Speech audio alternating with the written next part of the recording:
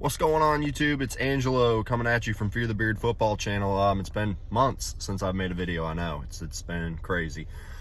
Just kind of a lot happened. Obviously, shaved beard. If I'm looking away from you guys, it's because I'm just looking at myself in the camera. So I'm trying to make eye contact with you, but it's really hard to look away from this beautiful mug right here. So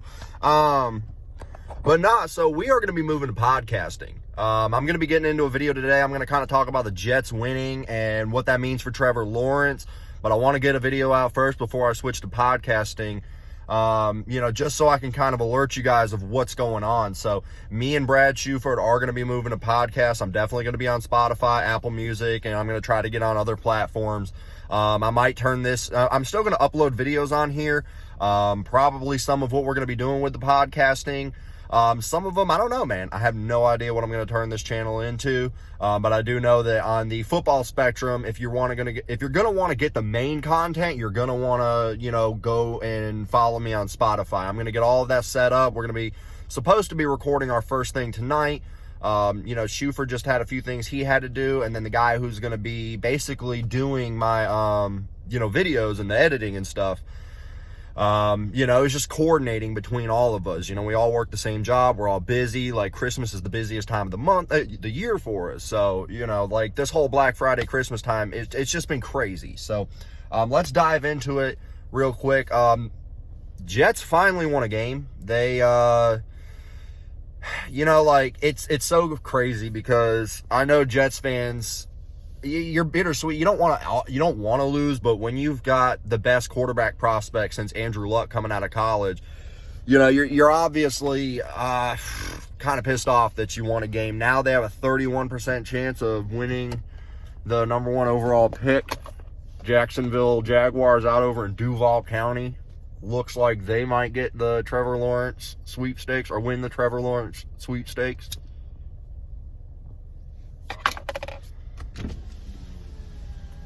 Anyway, I know, like, a lot of people out here are, like, saying, like, oh, like, I saw a meme earlier, and it was Trevor Lawrence sitting at a podium saying, and I'd like to thank the 2020 LA Rams. To me, it doesn't make sense why he wouldn't want to go to New York. Honestly, first of all, even if, like, because a lot of people are saying, what if he just goes into the draft next year and avoids going to the Jets? Trevor Lawrence is the best college quarterback prospect since Andrew Luck. With that kind of hype, no matter what you do, he is going to go number 1 overall. And I don't know if you guys know this or not, but when you go number 1 overall, you go to a crappy team. I've never seen somebody pick number 1 overall that wasn't a bad team. Even if they trade up to get the number 1 overall pick, even if somebody does that, they're still a bad team. You never see somebody go and trade from the number 15 spot up to the number 1, because it's just, you know that there's a potential of you getting a legitimate superstar at the number 1 overall pick. It's almost a slam dunk, unless you're Jamarcus Russell or Sam Bradford. You're not, like, and even Sam Bradford, like, he was not what you want out of a number 1 overall pick, but, he was very serviceable. I think that, starting his career out with Jeff Fisher as his quarterback didn't do him a lot of, as his coach, didn't do him a lot of justice. And honestly, if he had got with a better coach, I feel like he would have done a lot better. But by the time it was time for him to pick a new team or go to a new team, the damage had been done. A lot of that happens. A lot of people, like, the first 4 years of your NFL career is the most crucial time for a player. I mean, I don't know this personally because I never played in the NFL, but I mean, I watch a lot of sports and I listen to a lot of people. So I kind of know what I'm talking about, But no, why, in my opinion, does he belong with the Jets, or is that why that's a better pick than any other team? Well, first of all, let's go and look at Eli Manning, okay? I mean, he, to me, is definitely a Hall of Fame quarterback, but he gets so blown up because he was the quarterback for the New York Jets. He won for the New York Giants. He won 2 Super Bowls. But realistically, a lot of years, Eli Manning was just average. Like, there's never been a time he's never led the league in passing yards. He's never led the league in touchdowns. he's led the league in interceptions before. Like, I mean, there's been one year where I think he threw, if he didn't throw for I think he threw for 4,900 yards one year. It was the year Matthew Stafford. We had like 3 or 4 quarterbacks throw for over 5,000 yards.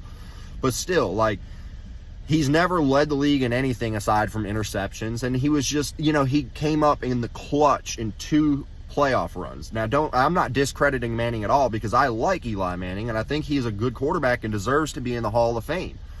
But if you put him in any other team other than the New York Giants, maybe if LA had a football team at the time, if he was there, his brand would have been just as big. But the fact that he was a New York Giant and the quarterback of the New York Giants just catapulted his brand. I mean, he was a Manning already, so he was already going to get that brand. But just him being in New York took him to a whole nother level. Like, when he won he's held almost in the same regards as Peyton Manning, and Peyton Manning was leaps and bounds better than Eli. And I think that a lot of it has to do with the fact that he played for the New York Giants. That's exactly what it is. All right, so you've got the New York factor. He is, like I said, the most polarizing quarterback prospect since Andrew Luck. So that alone is going to generate, a lot of hype, a lot of money just for, endorsements and stuff like that. And again, he's going to be in New York, which is the media capital of the world. So that is going to expose his brand leaps and bounds farther than Duval County ever could. Like, don't even give me that. Like, do you really think he wants to go to Jacksonville? Look at what Shad Khan's been doing. Like, they're a consistent top 5 draft pick team year in and year out, because Shad Khan doesn't care about putting, like, a good team on the field. He just cares about selling tickets and making money. And I'm sorry if you're a Jaguars fan, but that's the blunt truth. I'm a Panthers fan, so it doesn't get any better. But I mean, Jesus Christ, I would hate to be a Jaguars fan. God dang it. Anyway. Flick my dick. Anyway. So we've got the, the media. We've got the fact that he's like the top quarterback prospect since Andrew Luck. But if I was Trevor Lawrence, and I like to look at the big picture. I've never been somebody, like, we live in a world right now where people just literally look at what's in front of them. They don't decide to, like, navigate through the bullshit and decipher certain things. This is what I get. This is my biggest thing for why I believe that, Trevor Lawrence fits better with the New York Jets. Look at the GMs. Just take a look at them. Joe Douglas is the GM for the New York Jets, and I don't know if you guys know this, but he's a well-respected guy in the football world. He's been known to be a decent team builder, and I feel like he could do a good job with this team. I feel like that they've kept Adam Gase around solely for the fact to ensure that they can get that number 1 overall pick, which is in jeopardy right now. And maybe that's just Adam Gase putting together a decent game plan just to spurn the Jets. I don't know. I don't know what this guy's reasoning is. Anyway. So I like Joe Douglas better as a GM than majority of the bottom feeder teams in the NFL. Also, the Jets have so many picks in the first 3 rounds over the course of the next 2 seasons, along with a plethora. I'm sorry, you know what? I should have used this better. They have a plethora of draft picks in the first 3 rounds over the next 2 years, and they have a king's ransom's worth of cap space to work with next year. To me, Trevor Lawrence going to the Jets. Real quick, guys. This is Terrence Chambers. He brought me some French bread pizza. This is the guru right here. This of the cooking. He be cooking it up. He be cooking it up in the crock pot, But yeah.